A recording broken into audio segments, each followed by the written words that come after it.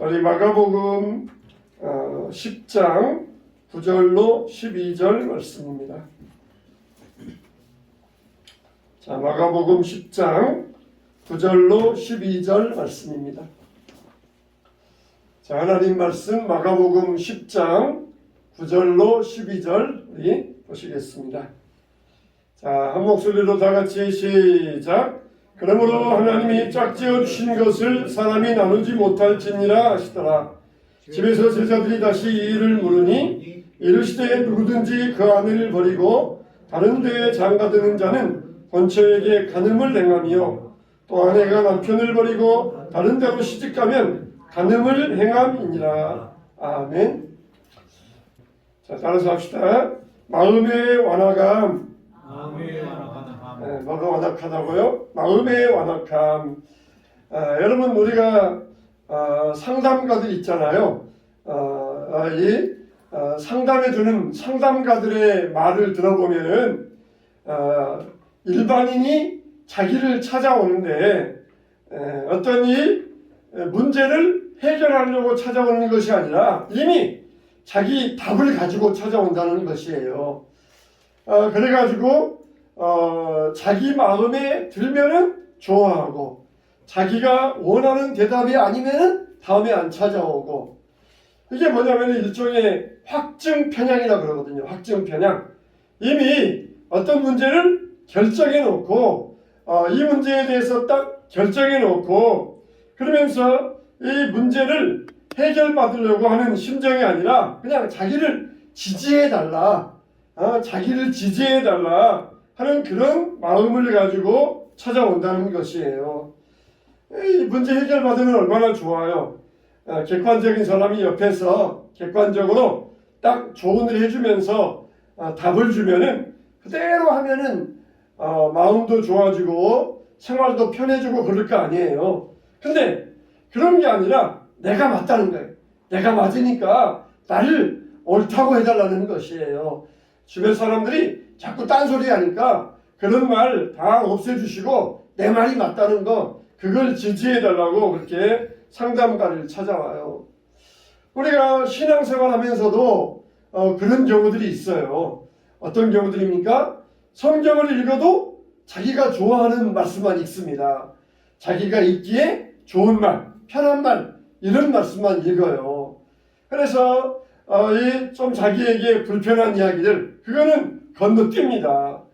그래가지고 자기에게 유리한 이야기들, 자기가 듣기에 좋은 이야기들, 이것만 들으면서 위안을 삼으려고 합니다.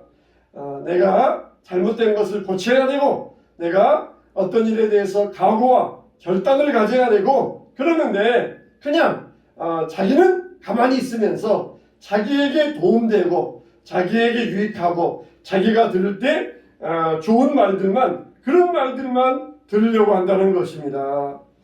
어느 날 이 바리새인이 예수님을 찾아왔잖아요. 근데 이들은 이미 예수님을 찾아오기 전에 답을 가지고 찾아왔어요. 형태는 예수님께 질문하는 형태를 가지고 왔지만 이미 속에 자기들의 답을 가지고 예수님을 찾아왔습니다. 이들의 질문이 뭐였어요? 모세는 남자가 여자에게 이혼 증서를 써줘라 그렇게 했는데 당신은 어떻게 생각하십니까? 그런 이야기예요. 이 말은 이혼을 해도 되느냐, 이혼하면 안 되느냐, 그걸 물어본 거예요. 만일 여기에서 예수님께서 이혼해도 된다, 그래도 함정에 걸리고 이혼하면 안 된다, 그래도 지금 함정에 걸리는 딱 외통수와 같은 그런 질문을 가지고 온 거예요. 속으로 바리새인들이 좋아했습니다. 야, 드디어 저 예수라고 하는 자의 입을 틀어막겠구나, 그러면서 속으로 좋아하면서 찾아왔어요. 근데 여러분, 이럴 때에는 어떻게 됩니까? 이럴 때에는 재질문을 하는 것이에요. 다시 질문을 합니다. 성경에는 뭐라고 써 있느냐? 그러면서 그들에게 다시 한번 본질적인 것에 대해서 생각하도록 재질문을 하는 거예요. 우리는 그냥 무조건 질문 받으면 답을 해줘야 된다, 그렇게 막 강박관념에 쌓여가지고 그냥 안 믿는 사람이 엉뚱한 질문을 하면 답을 해줘야지 그러면서 나도 그냥 말이 헛나와가지고 말이 꼬여가지고 오히려 안 믿는 사람이 기독교에 대해서 더 의문을 갖게 되는 그런 경우가 있어요. 안 믿는 사람이 우리 믿는 사람에게 질문하는 것도 들어보면 얼토당토한 질문들도 많이 있어요. 그때 우리는 바로 답을 해주려고 하지 말고 그 사람에게 또 다른 질문으로 질문해서 다시 한번 생각하게 하는 것이에요. 참 여러분, 이와 같이 예수님은 제 질문하심으로써 바리새인들에게 물어보셨던 거예요. 어느 날 부자 청년이 예수님을 찾아왔잖아요. 이 부자 청년도 어떻게 하여야 영생을 얻을 수 있습니까? 이런 질문을 가지고 찾아왔는데 이 사람 마음속에 이미 답을 가지고 온 거예요. 답을 가지고 왔어요. 나는 어렸을 때부터 율법도 잘 지켰다. 도둑질도 안 하고 간음도 안 하고 나는 안식일도 잘 지키고 나는 그랬으니까 나 같은 사람은 틀림없이 영생을 얻고 천국 간다. 그렇게 대답해 줄 것이다. 그런 마음으로 이미 답을 가지고 예수님을 찾아왔어요. 예수님께서도 성경에 뭐라고 말씀하느냐? 네가 율법을 지켰느냐? 그러니까 다 지켰습니다. 어릴 때부터 이것들은 다 지켰습니다. 그러면은 내 가진 것을 나누어서 가난한 자에게 주고 나를 따라오너라. 그러니까 이 사람이 거기에서 그냥 뒤로 자빠져 버린 거예요. 자기가 이미 어렸을 때부터 율법을 잘 지켰습니다. 옳지, 맞다, 드디어 정답 나왔다, 내가 옳았어, 그러면서 이렇게 좋아했는데 드디어 자기도 이제 영생의 조건 얻었다. 저분이 나를 지지해줬다. 훌륭하신 분이 나를 옳다고 해줬다. 나는 이제 올바르다. 그렇게 하려고 했는데 모든 걸 팔아서 가난한 자에게 나눠주고 나를 따라오느라. 그러니까 거기에서 그냥 뒤로 넘어져가지고 근심하면서 집으로 돌아갔다는 것이에요. 이미 사람들은 이와 같이 자기 안에 답을 가지고 찾아와요. 이 바리새인들이 예수님에게 이혼해도 됩니까? 안 됩니까? 그렇게 물어보았던 이유는 뭐가 있냐면은 율법에 보면은 남자가 여자와 이혼을 하는데 두 가지 이유가 있어요. 첫째는 여자가 다른 남자와 간음했을 때, 그럴 때는 이혼해도 된다. 또 하나는 어떻게 나와 있냐면은 남자가, 이거는 얼토당토 않는 이 엉뚱한 이유인데, 그냥 남자가 싫으면, 남자가 여자를 싫으면 그냥 이유도 없이 내보낼 수 있다. 남자가 싫으면 이혼할 수 있다. 이게 또 두 번째 이유가 있어요. 얼마나 이건 정말 엉뚱한 이유입니까? 근데 원래 그렇게 법이 정해졌던 이유가 뭐냐 그러면은, 그 전에는 사람들이 남자는 강자고 여자는 약자니까 그냥 남자가 이유도 없이 여자를 집으로, 친정집으로 그냥 쫓아내버리는 것이에요. 그러면은 여자는 이유도 모르고 쫓겨나와가지고 얼마나 참 수치스럽기도 하고 얼마나 참 부끄럽기도 하고 나머지 인생이 어둡고 불행했겠습니까? 그럴 때에 여자는 약자라고 쫓아내지 말고 종이 하나에 써서 여자를 보내줘라. 그래야 여자가 집에 가서라도 할 말 있지 않느냐. 자기가 무슨 잘못을 해서 쫓겨나온 것이 아니고 그냥 남자가 이유도 없이 쫓아냈다. 그러니 증명할 수 있는 종이 한 장 써서 보내주면은 그래도 여자가 수치스럽지는 않지 않겠느냐. 이제 그런 의미를 가지고 그렇게 법이 정해졌는데, 이게 그냥 계속해서 세월이 흘러오면서 사람들이 이걸 막 그냥 왜곡을 시키는 거예요. 자기들 마음대로 변형을 시켜가지고 이거를 왜곡을 시켰던 것이에요. 원래 하나님이 원하시는 일은 뭐냐? 이혼하지 말라는 것이에요.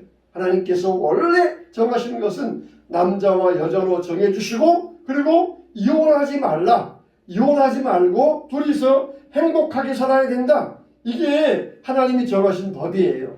하나님은 원래 일남일녀로 정해주셨는데 사람들은 일부 다처제로 만들어가지고 또 거기에서 그냥 싸움이 나고 가정이 막 불화가 일어나고 자식들끼리도 막 싸움 나고 그렇게 만들어버렸어요.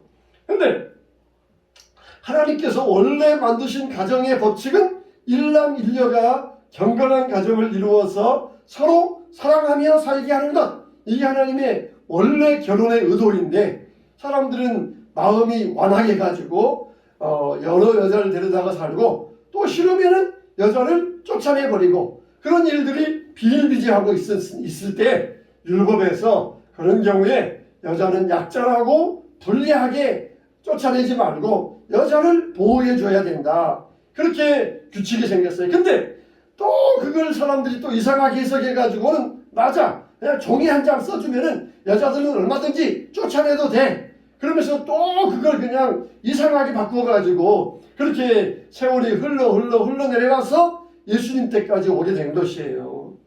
사람들의 마음이 얼마나 완악합니까? 원래는 다 좋은 뜻으로 이렇게 가정을 이루어서 가정에서 자녀를 낳고 살자 그랬는데 거기다가 막 이상한 것들을 막 보태가지고 한 남자가 여러 여자 데려오고 또 싫으면 쫓아내고 다른 여자 데려오고 그런 일들이 얼마나 그렇게 그 당시에는 많이 일어났는지 몰라요.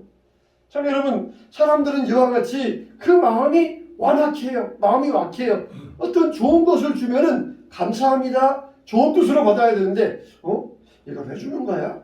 무슨 이유에 이걸 나에게 주는 거지? 왜 나에게 주는 그 뜻이 뭘까? 그러면서 자꾸 그걸 이상하게 해석하려고 하는 마음이 사람들에게는 있어요. 오늘 목사님이 왜 저런 설교를 하실까? 그러면서 우리 마음속에는 이상하게 그런 이해하려고 하는 그런 마음들이 있어요. 하나님께서 우리에게 좋은 것을 주셨어요. 따라서 합시다. 하나님이 주시는 것은 좋은 것입니다. 네, 하나님 우리에게 얼마나 좋은 걸 주셨어요. 이 좋은 지구 환경도 주시고 좋은 사람도 주시고 좋은 공동체 주시고 그런데 사람들은 그걸 그냥 가지고 이상하게 바꾸고 변형시켜 가지고 이 지구를 환경에 오염을 주고 있어요. 그래서 오죽하면 그러잖아요. 과학자들이 지구에서 인간이 사라지면은 지구는 더 좋게 될 것이다. 그런 말을 하잖아요. 지구에 인간들이 살아서 지구가 이렇게 엉망이 되었으니까 지구에 인간이 사라지면은 지구는 지구보다 더 좋게 된다는 것이에요. 근데 지구에서 여러분 개미가 있잖아요. 개미는 인간의 숫자보다 훨씬 많은데 지구에서 개미들, 만일 지구에서 이 개미들이 사라지면은 지구는 그때 멸망이 온대요. 집에 개미 있고 그러면은 아주 흉하잖아요. 근데 이 개미들이 지구에서 없어진다. 그러면은 지구는 그때 서서히 이제 멸망하기 시작한다는 것이에요. 여러분 그건 뭘 말해주고 있습니까? 인간들은 좋은 것을 받았는데 그것을 나쁜 쪽으로 몰고 가고 있다는 것입니다. 하나님이 좋은 율법을 주셨는데 그 율법을 가지고 여자들을 그냥 쫓아내버리고 이혼하고 그런 일들로 사용하고 있었다는 것이에요. 그런 면에 있어서 율법과 대비되는 복음은 뭐냐면은 복음은 예방적인 것이에요.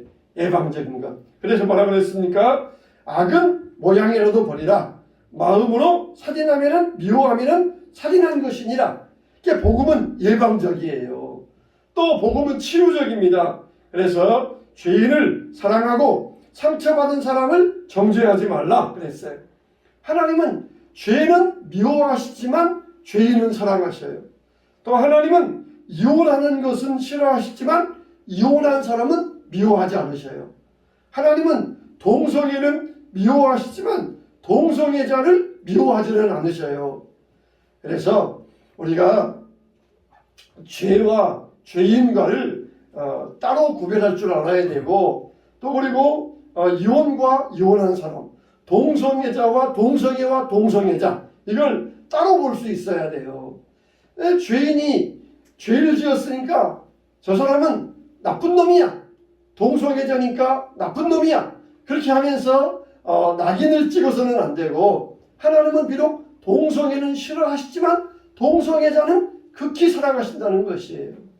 그래서 우리가 이렇게 죄와 죄인을 구분할 수 있어야 되는데 바리새인들은 이혼하고 죄 짓고 하면서 죄인에 대해서는 낙인을 찍고 여자가 불륜을 저질렀을 때 이 여자를 죽여야 됩니까? 그러면서 완전히 낙인을 찍어가지고 예수님께 데리고 왔던 것이에요. 예수님은 그럴 때에 반문하시면서 재질문하시면서 율법에 뭐라고 나와 있느냐 그러시면서 원래는 이혼하는 것은 잘못된 것이다. 근데 남자들이 완악해가지고 약자들 여자들을 천시 여기니까 천한 여자들 약한 여자들을 보호해주기 위해서 그런 규칙을 만들었느니라. 얼마나 예수님의 해석이 권위가 있습니까? 모세는 사람들이 그렇게 막 나쁜 짓 지으니까, 나쁜 짓을 하니까 모세는 힘이 없어요. 그래가지고는 그래, 약한 여자 쫓아내려면은 이혼 증서는 하나 써서 줘라. 그런 식으로 가면서 허용하는 쪽으로 그렇게 모세는 나갔어요. 근데 예수님은 권위를 가지고 이혼하면 안 된다. 이혼하는 경우는 죄 짓는 것이다. 이혼하는 경우는 하나님의 뜻을 거스르는 것이다. 남자가 여자를 쫓아내는 것은 그것은 하나님의 뜻을 어긴 것이다. 남자와 여자가 일남일녀가 경건하게 가정생활해야 된다. 예수님은 아주 그냥 권위 있게 말씀을 명쾌하게 해석해 주셨던 것이에요. 여러분, 우리는 이와 같이 율법을 만드신 하나님, 하나님의 뜻을 정확하게 파악하고 계시는 예수님에게서 성경의 원래의 뜻, 하나님의 원래의 뜻을 발견할 수가 있어요. 참 얼마나 예수님은 권위 있는 분입니까? 예수님께서 설교하시니까 저분이 능력 있는 것이 서기관과 바리새인과 같지 아니하고 권세 있고 권위 있는 말씀이더라. 그냥 예수님께서 딱 말씀하시니까 하나님의 말씀, 본래의 뜻을 보여주시는 권세 있는 말씀, 권위적인 말씀, 능력 있는 말씀이셨던 거예요. 우리도 이와 같이 예수님의 원래의 뜻을 파악하고 쫓아갈 때 우리는 그 안에서 하나님의 참된 뜻을 발견하게 되는 것입니다. 자, 원래 이 결혼에는 세 가지 의미가 있다고 그랬어요. 첫째는 뭐냐? 떠남이라고 그랬어요. 결혼은 떠남이라고 그랬어요. 그래서 결혼하는 것은 부모로부터 정신적으로나 경제적으로 떠난다는 것이에요. 결혼했으면 독립해야 됩니다. 부모 밑에 의존하거나 부모에게 일일이 간섭받거나 그래서는 안 돼요. 그래서 우리가 부모의 입장에서 자녀들을 결혼시켜 주었으면 떠나보내야 돼요. 떠나보내야 돼요. 그렇다고 해서 그냥 아예 그냥 찾아가지도 말고 만나지도 말라 그런 말이 아니라 다 이제는 하나님 손에 맡기고 서로 배우자의 손에 맡기고 우리는 어느 정도 이제 거리를 둘 수 있어야 돼요. 아예 그냥 딱 잘라버리고 오지도 말고 가지도 마. 그러라는 말은 아니에요. 전혀 나만 의지하게 하고 나만 붙들게 하고 그래서는 안 되고 우리도 지나치게 자식만 의지하고 자식만 바라보고 그래서는 안 된다는 것이에요. 떠나보내야 돼요. 그래서 적절한 거리 내에서 서로 효도받고 또 효도하고 서로 왕래하고 사랑하면서 그런 적절한 관계가 있어야 그래야 자녀도 행복하고 부모도 마음이 편할 수가 있어요. 이게 결혼의 첫 번째 원리, 떠남의 원리입니다. 그래서 온전한 결혼 생활을 하기 위해서는 독립함으로써 진정한 효도가 된다는 것입니다. 두 번째는 연합이라고 그랬어요. 연합. 이거는 부부간의 사랑을 이야기하는데 부부간의 이 연합에 이 사랑이 있어야 된다는 거예요. 결혼을 무엇 때문에 합니까? 사랑하기 때문에 하잖아요. 물론 옛날 어르신들은 그냥 신랑 얼굴도 모르고 부모님이 가라 그러니까 갔는데 요즘은 어떻습니까? 다 서로 만나서 서로 잘 알고 사랑하니까 결혼하잖아요. 근데 이제는 결혼했으면은 이제는 더 사랑해야 됩니다. 사랑하니까 결혼했는데 결혼했으면은 더 사랑해야 돼요. 이게 하나님이 만드신 결혼의 원리입니다. 그래서 결혼 전에는 안 보이던 것이 결혼하면은 상대방의 단점이 보이는데 우리가 이제는 상대방의 이 단점은 눈 감고 상대방의 장점만 바라보면서 그렇게 우리가 살 수 있어야 돼요. 옛날에는 시집에 가면은 벙어리 3년, 귀머거리 3년, 이 맹인 3년 그렇게 살라 그랬잖아요. 그건 뭡니까? 내가 살던 습관과 시집의 상황이 다르니까 그냥 성급하게 가서 어떤 일을 고치려고 하거나 어떤 일을 들으려고 하지 말라는 거예요. 조금 시간을 두고 있으면서 시집의 상황이 어떤가 그걸 파악한 다음에 그 다음에 내가 이제 들어가서 일을 고쳐나가고 그러면 되는데 성급하게 그냥 듣고 보고 말하다가 시행착오하지 말라는 것이에요. 우리가 마찬가지입니다. 사람을 만나도 성급하게 판단하면 안 돼요. 서로 배우자를 바라볼 때에도 성급하게 판단하면 안 됩니다. 그래서 사랑에는 반드시 희생이 필요한 거예요. 연합은 마치 악교로 붙여놓은 것과 마찬가지입니다. 나무 두 개를 악교로 딱 붙여놓으면은 이거는 더 이상 둘이 아니요 하나예요. 요즘은 가구들이 얼마나 좋습니까? 나무와 나무들을 다 연결해 놓아가지고 아무리 흔들어도 절대 떨어지지 않아요. 악으로 잘 붙여놨기 때문에 가구가 튼튼하게 유지되는 것이에요. 우리 가정에도 이 사랑으로 연합할 때, 우리 자녀들이 사랑으로 연합할 때 세상에 어떤 것이 우리를 시험하고 어떤 풍파가 우리 가정을 내리친다 할지라도 절대로 떨어지지 않아요. 근데 그렇게 연합하지 않는 가정은 조금만 그냥 세상에서 물질의 시험이 온다. 남편이 그냥 직장을 다니다가 그만 실직했다. 그러면 그것 때문에 그냥 대판 싸우다가 헤어져요. 또 그리고 그냥 뭐 친정에서 시댁에서 뭐 때문에 어쩌다. 그러면 또 그것 때문에 싸우다가 대판 헤어져요. 여러분, 우리는 서로를 이해하고 용납하고 사랑할 수 있어야 돼요. 그럴 때에 우리의 결혼이 본질적인 하나님께서 만들어주신 결혼이 되는 것이에요. 우리는 우리 자녀들의 그리고 우리 청년들의 앞길의 가정이 이런 가정이 될 수 있도록 기도해야 됩니다. 세 번째는 뭐냐? 한몸됨이라고 그랬어요. 한몸됨. 이거는 바로 서로 이 육체적인 관계를 이야기하는데 원만한 관계를 이루기 위해서 아름다운 결혼 생활을 이루어야 된다는 것이에요. 우리 몸은 뭐라고 그랬어요? 우리 몸은 성령이 거하시는 하나님의 전이라는 것이. 그래서 우리 몸이 성전인데 성전에다가 알코올 들이부으면 안 되고 성전에다가 연기를 들이부으면 안 되고 성전에다가 이 불륜을 저지르면 안 되고 거룩한 성전인데 성전을 거룩하게 지켜야 된다는 것입니다. 그래서 우리가 한몸됨의 원리를 가지고 결혼을 이루어갈 때 하나님께서 지으신 원래의 결혼의 원리대로 결혼 생활을 원만하고 사랑스러운 결혼으로 만들어갈 수 있다는 것이에요.